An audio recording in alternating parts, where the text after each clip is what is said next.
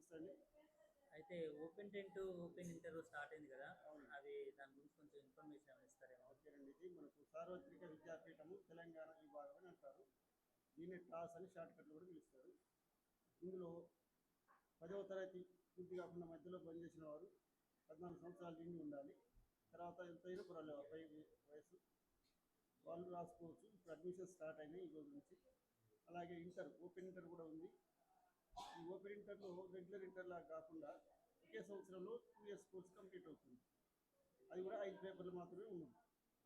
అదనంగా కావాలంటే vocational subject ఒకటి ఎంచుకోవచ్చు, లేదనుకుంటే ఐదుతో సరిపెట్టుకోవచ్చు. ఇది రెగ్యులర్ 10th రెగ్యులర్ ఇంటర్ సర్టిఫికెట్తో సమానం.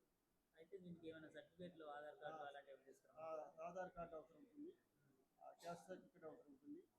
ఇంటర్కి అయితేనేమో 10th మెమో కావాలి ఒరిజినల్, తర్వాత ఇచ్చేస్తుంది జాగ్రత్త తీసుకొని.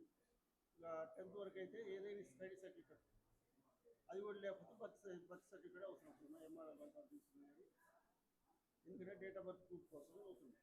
ఎగ్జామ్ సెంటర్ ఎక్కడ వస్తారు? ఎగ్జామ్ సెంటర్ ఇంతకుముందు మన దగ్గరే ఉండే శ్రీపాకులోని జెడ్పీఎస్సీ శ్రీపాకులో గత 5-6 సంవత్సరాల నుంచి మరి ఎందుకలో అనివార్య కారణాల వల్ల మార్చడం జరిగింది. ప్రజెంట్ కొత్తగూడెం భద్రాచలంలో జరుగుతుంది.